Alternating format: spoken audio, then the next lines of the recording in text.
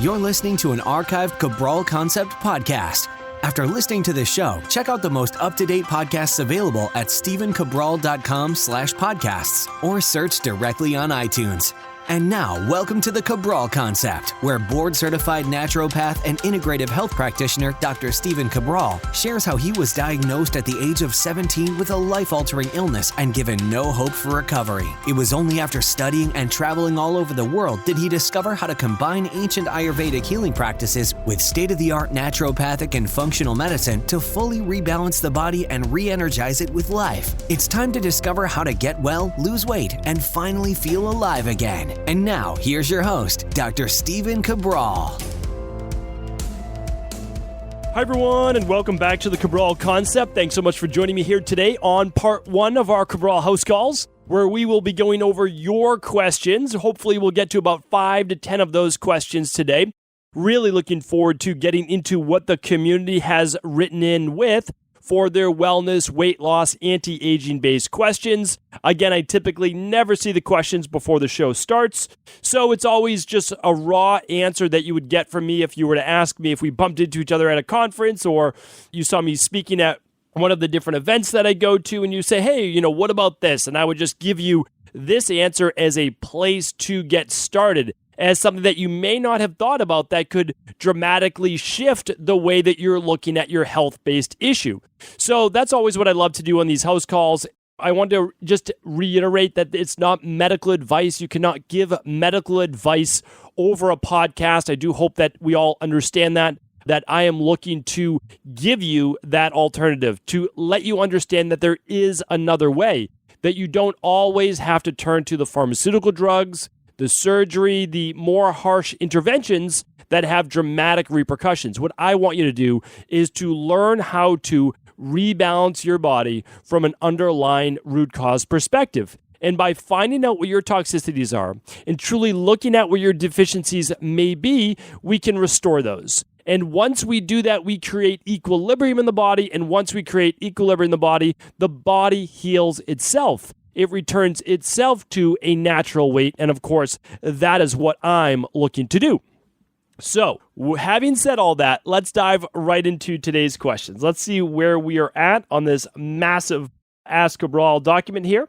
And we are starting out today with Virupa. And Virupa says, she actually wrote in on August 25th. We're at the beginning of October right now, so we're just about 5-6 weeks behind. Not too bad. So she wrote in saying, hi, I'm a 26-year-old female from the UK. I recently discovered Dr. Cabral's podcast, The Rainbarrel Effect, through Melissa Ambrosini, and I'm so grateful for all your wonderful work. I've just completed my first year of foundation training as a doctor, and I'm fascinated by functional medicine, holistic medicine, and alternative medicine, as they really are the answer to many chronic illnesses. I was diagnosed with IBS a few years ago. I've been suffering from terrible bloating, gas, belching, and chronic constipation for a few years. I also suffer from chronic anxiety, insomnia, and PCOS.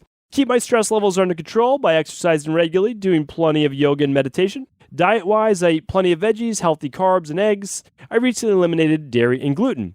Given my GI symptoms above, could I have Candida bacterial overgrowth? I haven't really used antibiotics, birth control, Advil, or consumed alcohol in excess. However, I feel it could possibly be given my symptoms. I was wondering how sensitive and specific the organic acids test for diagnosing SIBO.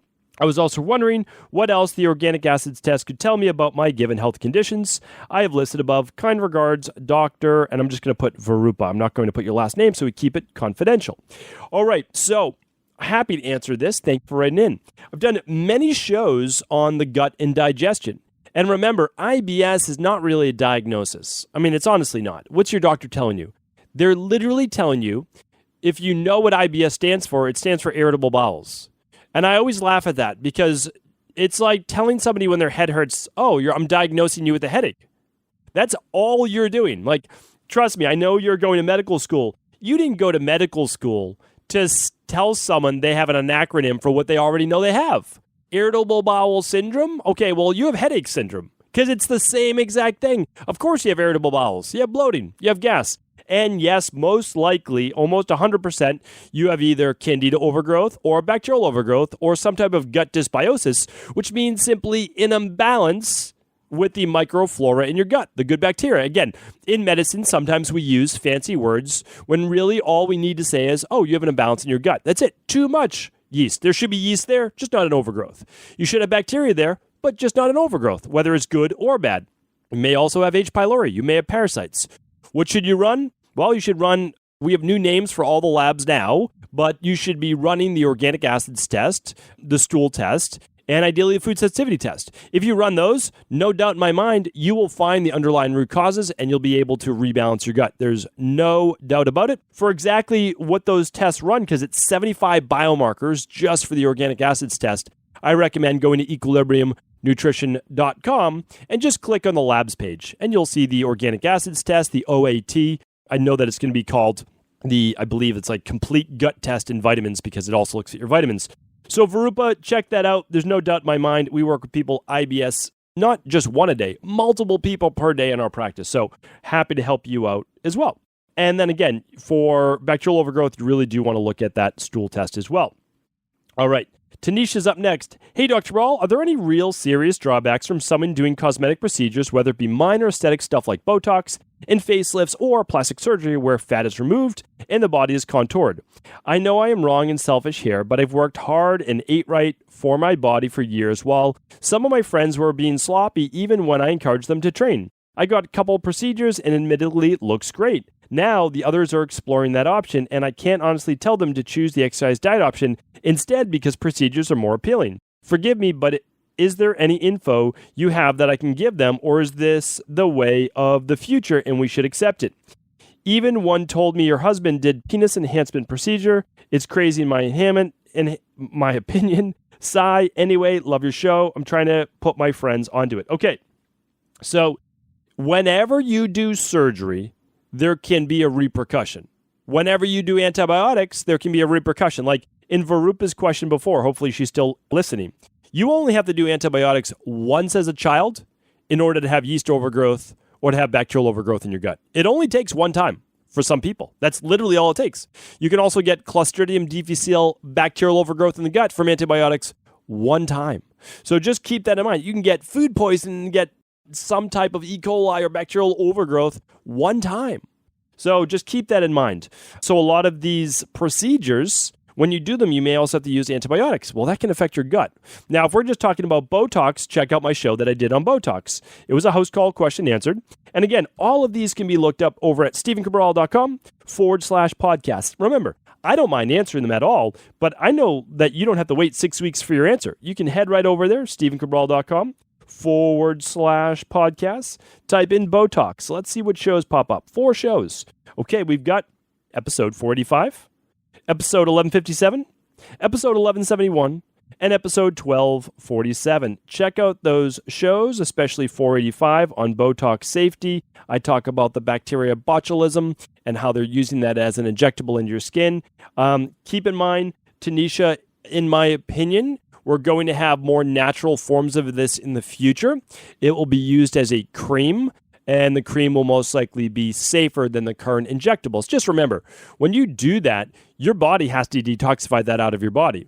You are also deadening nerves, and so I know temporarily, but still, it's something to think about for long-term overall health versus aesthetics. Now, again, I never judge anyone. It does not matter to me whether you do Botox or don't do Botox, whether this person's husband does the penis enhancement procedure or not. None of that matters to me.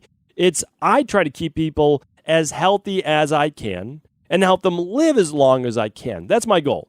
Stay healthy, enjoy life, enjoy that life for as long as humanly possible. That's my goal. And I just know that changing the body's makeup and structure is probably not the best idea. But again, I can't give you one-off necessarily scenarios. I can just say to look into these types of procedures, okay? All right, hopefully that helps, Tanisha. Sigrid is up next. I apologize if I'm answering that incorrectly. Sigrid. Sigrid or Sigrid. I could be way off. I apologize. The question is, hi there. I was diagnosed with H. pylori. I would like to clear it out using a more natural method instead of doing the antibiotic route as I've tried it before and it didn't last for more than 1.5 days. Can you tell me which products I need to purchase to start on Dr. Cabral's H. pylori protocol? Yes, and you can head on over to stevencabral.com/podcast. Let's just type in pylori and let's see what we see pop up. Pylori in that little search box. All right, we have 57 results. Well, that's a lot of results on where I've mentioned H. pylori. Let's see if we can narrow that down just a bit and see if we can find it. Did we narrow it down? Well, to 48. All right, so let me just, since there's H. pylori test. Yeah, there's a lot of different things. Okay, so the stool test is the best way to look for H. pylori, and we recommend the 3-day stool test that we offer. Again, these aren't our labs. What we do is we sign off on them. So a doctor has to sign off on your labs. So I sign off on them and then I send them to you and then you take them, but they're not our lab. I just want you to I want to put that out there. It's not our lab. So what we do is we get them to you to open source that because we believe that you should be able to choose any lab that you want. Okay. So what do I use? Again, I do not treat, diagnose, or cure any medical condition, and H. pylori is one of those. Here's what I do to naturally rebalance the body. So this is what I did for my own daughter, and it's what I did for myself. Both of us had H. pylori. Now, I had my H. pylori way back in the day, before she was ever born, and she got it, unfortunately, when she was younger. It remains somewhat unknown, but it did come with a bout of food poisoning, so very well could have been tied to that. Either way, we did it before and after for her, and the H. pylori is gone. We're obviously very happy about that. So again, not treating, diagnosing, or curing H. pylori. Here's what I do to rebalance the body. And this is what we do. We do mastic gum each day, 1 to 2 grams a day for approximately 6 weeks. We also use the citricidal drops as well as the GI balance. So that's that. To make it easier for most people, I say complete the SIBO protocol with 3 weeks of the citricidal drops and then add in straight mastic gum, 2 capsules per day for 6 weeks, 8 weeks if you want to be really safe. Again, if you want, you can just email our team and they'll give you those directions and links. All right, thanks Sigrid for writing in. One thing I would mention, Sigrid, is also then just doing the SIBO finisher after that to just build up the stomach mucosa again, as well as the gut wall, the intestinal lining, all right? Jody's up next. Hello, I'm working with Dr. X doing the Dr. X program. I believe he has taken your courses and has turned me on to your podcast. I'm entering the 5th week of the program, which is the first week of the detox, 2 weeks of X detox. Do you feel using enemas are safe? I have trouble moving bowels and frequently use enemas. I'm especially concerned during the detox and don't want to miss a day of elimination. Big fan. Thanks for what you do, Jody. All right, Jody, thanks for writing in. Happy to help with this. One thing I just want to mention is my team put the X there because when I talk about a program, I don't like to disparage anyone in particular in a bad way. And I never say things in a bad way. The program that you're on right now, the detox that you're on right now is very good. It is. The thing that I don't fully understand is that we teach detox. We're one of the first people to really go in depth and teach functional medicine detoxes many years before detox became popular. We also offer it, our 7-day detox, less than the other functional medicine brands because we know how life-changing it is for many people. And it's a full phase 1 and phase 2. The detox that you're talking about is good, but also, I mean, it basically copied what we did, not to say anything, but it's 4 products instead of 3, and they don't give you all of the phase 2 and as much potency, so they don't have as much of the sulforaphane, and they don't have the glutathione. So, first of all, I don't understand why, and I'm being honest, I don't know why someone would choose a more expensive, less potent form of a liver detox, but that's besides the point. Let's talk about the enemas that you did ask about. So the enemas, I have a podcast on this as well, and what I would do is I would look that up at stevencabral.com/podcast because I really want to get people there because I want to answer more new questions. So, and I have no problem answering the questions, but if I'm answering the same questions, what happens is we don't get to a lot of those new questions. So what I would do is I would simply type in enema or enemas at stevencabral.com/podcast. There are 16 shows there. I also talk about coffee enemas and those benefits. I talk about coffee enemas in the rainbarrel effect. And I also talk about colonics or colon cleansing on episode 290.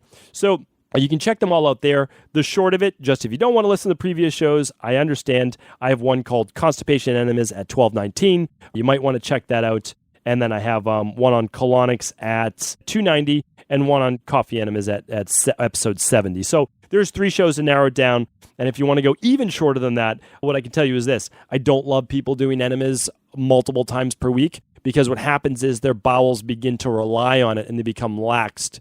I need your bowels to be working properly. Keep in mind, and we have a free detox course coming out, completely free. Literally, you just sign up for it. It's free. It talks about that. A lot of times, and again, the fast that you're on doesn't even include fasting, or the detox you're on doesn't even include fasting days. That's why it's not the greatest detox. A detox without fasting does not make any sense to me. But anyway, that's neither here nor there, because that wasn't your question. But I always have to give my 2 cents. And if it's not the best thing for you, I have to say that. I have to say that. So that's that. Not a huge fan of enemas. If you were not reliant on them and you did a coffee enema once a week or so, no, not a problem at all. Okay. Richie's up next. Hi, I've been diagnosed with Hashis in March, TSH 40. My doctor thinks I was hypo for some time. I am on 150 milligrams Synthroid per day. Is there any benefit to prolonged water fasting to cleanse my system? I'm currently 60 pounds overweight. Would do a 10, 20, 30 day water fast followed by IAP diet help? Could it possibly cure my symptoms? I continue to suffer from brain fog, mood fluctuations, lethargy. Recently, my scalp has become irritated. Thank you, Richie. All right, Richie, last weekend on the podcast, we answered the longer water fast. So head on back, check that out. That was on, let's see if we can find it right here, because it might have been you. It was like the same exact question. Should I do a 10, 20, 30 day? Hey, Richie, it was you. You asked this last weekend as well. So we already answered that. That was on episode 1331. All right, Richie, there you go. That was your answer, episode 1331. But the truth is that you need to do much more than that for Hashimoto's. You actually need to look at your mercury levels, aluminum levels, bromine levels. You need to look at toxicities. You need to look at stress, cortisol. So you want to run the big 5 ideally. If not, run the thyroid adrenal hormone plus a hair tissue mineral analysis. Okay? All right. Carrie's up next. Hi, doctor. Would you ever use adrenal support for a 5-year-old child who has ASD and high anxiety? ASD being autism spectrum disorder. If not, what would you suggest to support with high stress? We are already looking at underlying issues and doing your parasite protocol, and we'll follow up with a SIBO after. The main goal I have is to reduce stimming as it is impacting my child's schooling. Thanks, Carrie. Okay. So, yeah, these are all great questions. So the adrenal support you're talking about, I'm going to put in here in parentheses so people know it's Adrenal Soothe. So that's the product that it would be. And if you were to use that product, it would, of course, be working with a healthcare practitioner since it's a child, and you'd want to start at a lower dosage. But a lot of people do get excellent benefits from that. However, before you ever go there, you would want to do, just like you're doing right now, you want to look at the gut. So there's almost nothing more important with autism, with anxiety, with learning-based issues with children than looking at the gut. Running the stool test, running a organic acids test, and a food sensitivity test. Can't recommend that enough. And then, of course, omega-3s. I love that, and hair tissue mineral analysis. Here's why. If your child has higher levels of omega-6s and omega-3s, it's going to affect their neurology, their brain, their anxiety. There's no doubt about it. No doubt about it. And same, if they run a hair tissue mineral analysis and you find high aluminum or high copper, that affects children all the time. And the reason is copper affects methylation. Nobody knows that. Like almost nobody knows that. I just learned that maybe like 5 or 6 years ago. It's not commonplace. That is like buried knowledge. No one ever talks about copper toxicity unless you've been trained on a hair tissue mineral analysis. Because if not, where would you ever find high levels of copper? Except through functional testing with a hair tissue mineral analysis. And again, how many practitioners really do hair tissue mineral analysis? Almost no one. Most people look down upon it because they simply don't understand the value of the test. Luckily for me, I got so sick 20 years ago that I had doctors run the test with me, so I got to know about it from an early age. That's the only reason. Yes, it was bad that I got so sick, but I also got lucky that I got so sick because I got to learn about all these labs, because how else would I have learned these things? Again, I'm learning it from others and other study that have passed down through the ages, and that's how we learn, and that's why I teach the Integrative Health Practitioner course, and I teach other health coaches, is because I want other people to learn these things. So look at the gut first. Do your protocols like you're doing. The Adrenal Soothe can be an absolutely beneficial product. You don't need to go a whole capsule at a time. You can always take a quarter of a capsule, a half a capsule, and use that breakfast, lunch, and dinner however you want. You can mix it with food. You can put it in a smoothie. You can also use some components of it. You might just use some of the L-theanine and the phosphoserine and the ashwagandha. But again, these are used for ADD, ADHD. They're used for ASD. And the Adrenal Soothe, for sure, is the best product, without a doubt, out there. So I know you're going to find your answer. Omega-3s, zinc, magnesium, the B vitamins. I mean, these are all game changers as long as you're also beginning to heal that gut. So, Carrie, keep up the great work. Really, really great. I applaud you and moms and dads all over the world for looking for natural-based means to help your children. Okay, let's take one more question. Really great questions today. Daryl's up next. Hey, Dr. Cabral, quick question. In your early podcast days and your Guide to Muscle and Strength book, would you recommend whey protein? Has that stance changed since then, or is it still safe to use? Even though it's cow-based, does it go through a different process like ghee to not be considered harmful like dairy? If that's the case, what types do you suggest? Keep up the good work. All right, Daryl. Yeah, I mean, I've actually never had a huge issue with whey protein. Let me tell you why. Whey protein contains immunoglobulins that can benefit the immune system. Whey protein does increase growth factor, so if someone's quite thin, it can help build the body back up. It's anabolic. It's easy to digest for many people, unless they have obviously a whey protein-based sensitivity, or even though there's less lactose, a lactose-based issue, although you could get an isolate, which would enable you to digest it that much better because there'd be basically no dairy, there'd be no lactose. So the problem I have is that a lot of people get bloating with it. That's it, okay? And that it is coming from a cow, and if you're getting your whey protein, it has to pass these tests. It's not organic whey protein. You don't want that. What you want is grass-fed whey protein, and ideally, you know the source that it's coming from, New Zealand-based cows. So if you're getting a New Zealand-based grass-fed whey protein, well, then you're doing okay. Use it for about 4 weeks. Do you have any water retention? Do you get any bloating? Do you get any gas with it? And the other thing is you want to look at this. Whey protein spikes blood sugar. I know that seems so strange, but it can. Now, if you take it after a workout, fantastic. Not going to spike your blood sugar. And the reason why it would spike blood sugar is because it would increase glycemic load, not because it has a lot of sugar in it, because it doesn't, but that would be on an empty stomach and with nothing else. Now, let's say you make it part of a smoothie and you put in some, well, I don't know, let's just say you made a chocolate frozen banana almond butter smoothie. Let's just say you did that. Well, that would slow down the digestion as well because of the protein and the almond butter, etc. So here's what I would do.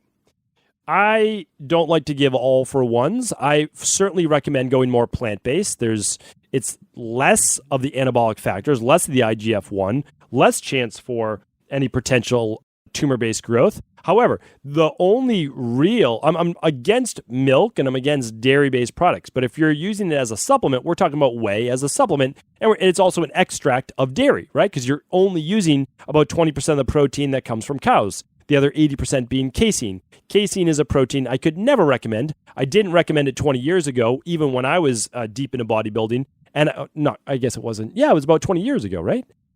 Somewhere between 17 and 20 years ago, I was deep into natural bodybuilding. And it lasted all the way until about 10 years ago, when I just didn't care as much about carrying another 20 pounds of muscle on my body, because I was about 20, 25 pounds heavier in terms of muscle. And that's a lot on my frame. But it works. Like, it helps you build muscle. So there's no doubt about that.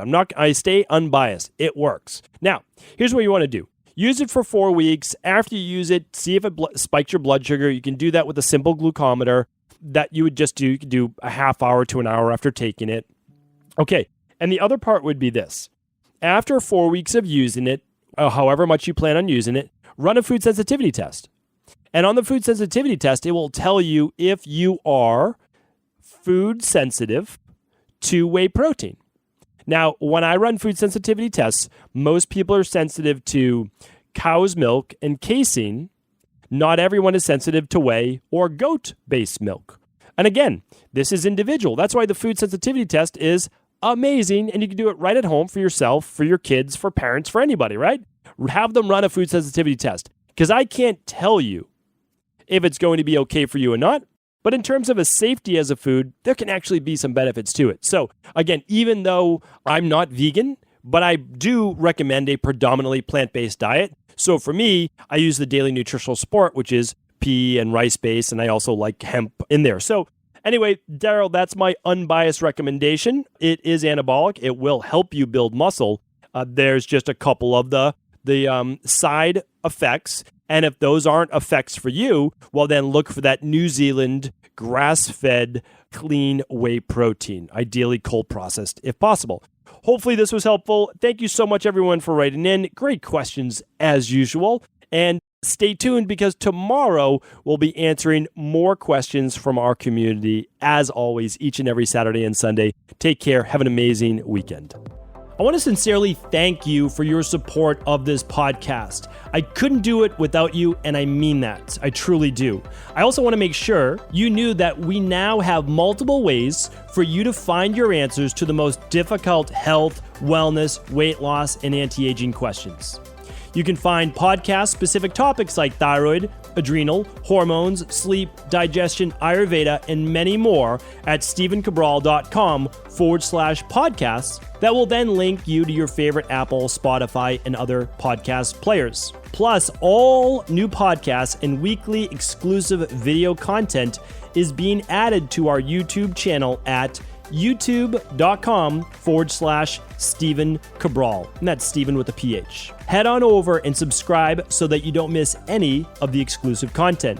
Lastly, if you've ever found any of my podcasts or books to be helpful, I would really appreciate it if you could leave a review on iTunes or your favorite media player for the podcast.